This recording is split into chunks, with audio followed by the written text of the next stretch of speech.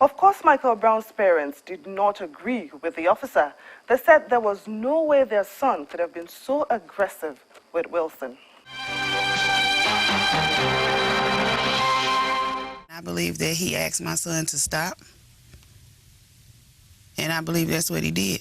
He stopped, and he turned around to get down on his knees like the officer asked him. Just have to keep the faith. That hole will never be filled. We have other children that we love, but, you know, that I think that actually broke me. That was my first. You know, spent a lot of time together. It just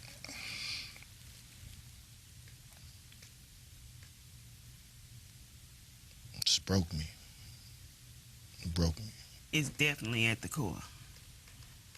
And we deserve equal amount of respect. And we're not getting that. And that was all that we wanted, was equality for what happened to our son. And I think it's very unfair, and I'm just like, I never knew that this is how things would go. This is how things operated, that the system could fail you so much. Still on the unrest in the United States, I sought out a research fellow at the Nigerian Institute of International Affairs, Dr. Segun Bolariwa. He gave us his perspective on the issue.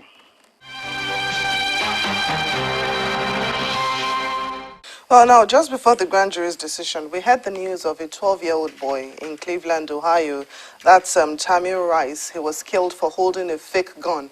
And of course, we remember the case of Trayvon Martin in 2012. Yes. And then now we have Michael Brown. You know, these are just some of the few cases of such killings in the United States. How come such types of killings have now become so common in the United States? Of course, it's very rampant in the United States. And in most cases, it is always the police excessive use of force. And the police in the United States have gotten so much powers to the extent that they use it excessively.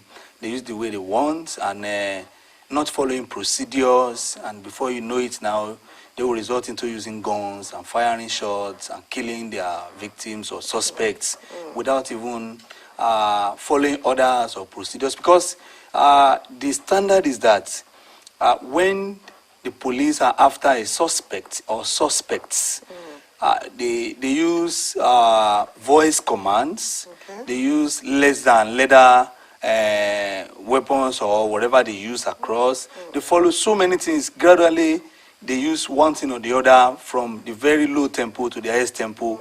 It is when the situation gets worse or gets escalated, they now employ the use of force, maximum force, and that's when you can fire shots or use your guns and anything. It should always be the last resort. So are you saying that the government needs to take another look at its human rights, or are you saying there's a sort of double standards on the U.S. human rights issue? Well, I don't want to say there is really double standards. Okay. But the United States government, or the United States as a country, needs to look deeper now into our own human rights issues, and it affects its own citizens, either black or white, yellow or blue. In whatever capacity, whoever you are, human rights abuses, the U.S. state, the U.S. government should look into it deeply, because it's just happening, too many of it happening all of a sudden. Only this week on Tuesday, another young black in the same Ferguson was also shot. He was killed. They found his body in the boot of a car, about 3 or 4 blocks away from where Michael Brown was also killed. Of course, this is coming as a result of the violence that followed the grand jury's decision not to indict the police. There's no doubt that this protest in Ferguson and even across the United States underscores the fact that racism still exists in the United States. Yes. How can it be tackled?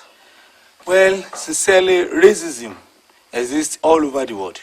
Okay. not only in the United States. Everywhere we find racism. But these incessant cases we have seen in the United States also raises more questions about racism in the United States. And this is that the United States must wake up to this call. Of course, presently, Eric Holder, the Attorney General of the United States, has just lately ordered investigation into what happened, into the incident. So let us wait for the decision of what they will come out with. Finally, if the sort of protest that erupted in the United States happened elsewhere, we would have heard reactions from world leaders like the British Prime Minister David Cameron. But in this case, surprisingly, they've been quiet. Why is this so? But I know too, not only the British government, not only even American government, elsewhere, if it happened elsewhere, you hear a lot of news, you hear a lot of shout, a lot of comments and all of that. But I know the United States will look into it critically, and I hope it will reduce in the near time, and in the future, something like that will not happen again. Welcome back. Iran and 6 world powers failed on Monday, November the 24th, for a second time this year to resolve their 12-year confrontation over Tehran's nuclear ambition, and they gave themselves 7 more months to overcome the deadlock.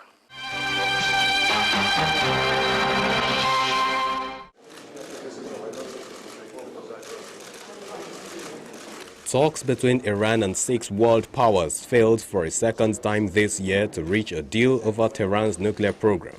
We are certainly not going to sit at the negotiating table forever, absent measurable progress.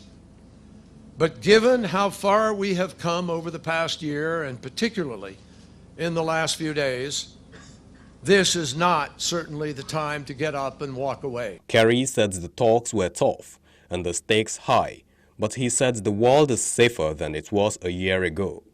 Today, IAEA inspectors have daily access to Iran's enrichment facilities and a far deeper understanding of Iran's program. But the talks collapsed on the scope of Iran's uranium enrichment program, which the West says could ultimately be used to produce a nuclear bomb. Tehran, however, says the program is for peaceful purposes and that economic sanctions now in force are reasonably harsh.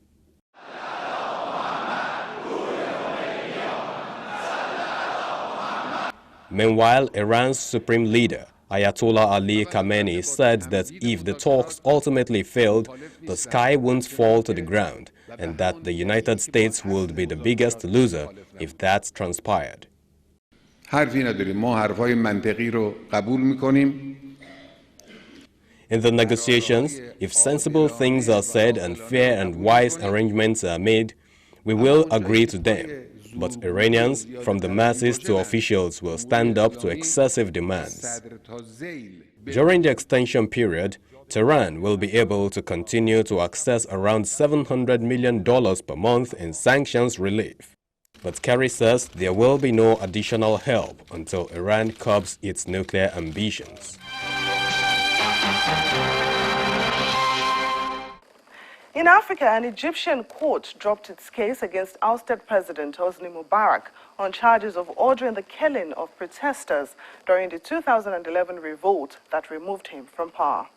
The court also cleared Mubarak and a former oil minister of graft charges related to gas exports to Israel.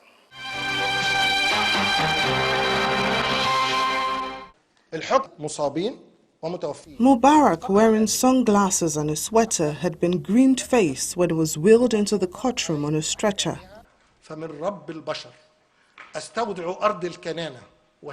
But after the verdict, the packed courtroom erupted in cheers.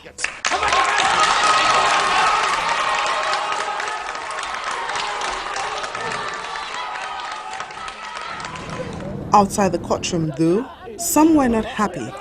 Some anti-Mubarak protesters burst into tears, while some shouted and flung themselves on the ground.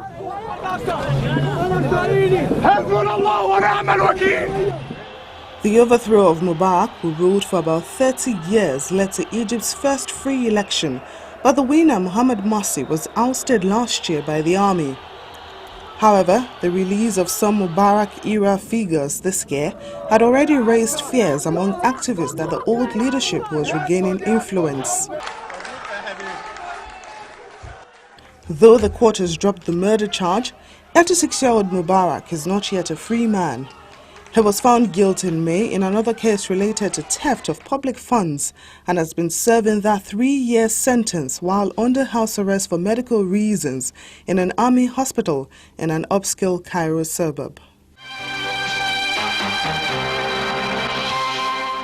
Meanwhile, South Africa's Supreme Court of Appeal has postponed indefinitely the appeal brought by convicted MEND leader Henry Oka, pending an amendment of his legal team's argument on the matter brought before the court.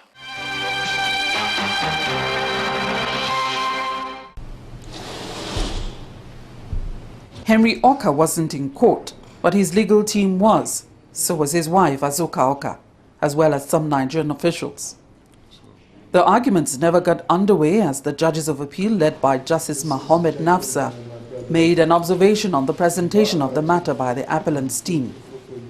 He noted that from court records of Mr. Oka's previous lawyer, Lucky Natlala, a great deal of detail was provided regarding the difference between just wars or armed struggle and terrorism, as well as arguments over extraterritorial jurisdiction, but no constitutional challenge was properly presented regarding the statute being dealt with. We've got a statute that's in place that Justice Claassen thought he was bound by. And what I'm putting to you is it your intention to continue to argue in the face of what I put to you, constitutional points that weren't raised in the manner in which they ought to be raised? Or would you want an opportunity to launch such a challenge and have this appeal pending?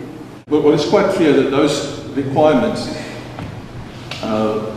wasn't met. If one accepts that in respect of the first 12 counts, all that one is dealing with on appeal is the question of the jurisdiction of the court. Now, doesn't that raise all kinds of difficulties for the appellant, absent a proper constitutional challenge? We can't adopt a position in respect of it because it's not before us. Well, I agree with you, Lordship, that the constitutional point, even if it's a good point, yes, has not been properly raised. In less than 15 minutes, the judges laid two options before the appellant's legal team: go ahead as is and face a mound of legal hurdles, or request a postponement in order to properly present a constitutional challenge. You have one of two options. The one is to abandon the constitutional point because you've conceded it hasn't been properly raised, and the other is to ask for an adjournment in order to raise it properly. Just putting that to you as the two options that I see open to you in the light of your concession. We'll apply for the postponement of the circumstances. The wise decision was obviously to ask for a postponement sine die. We will supplement our arguments and we will include the Minister of Justice, because it is quite apparent at this point that there is a constitutional issue that must be addressed. The matter has been postponed sine die or indefinitely, pending the time the legal team of the appellant will file supplementary heads of argument on the matter. From the Supreme Court of Appeal in Bloemfontein, the Free State, South Africa, Betsy Dibia.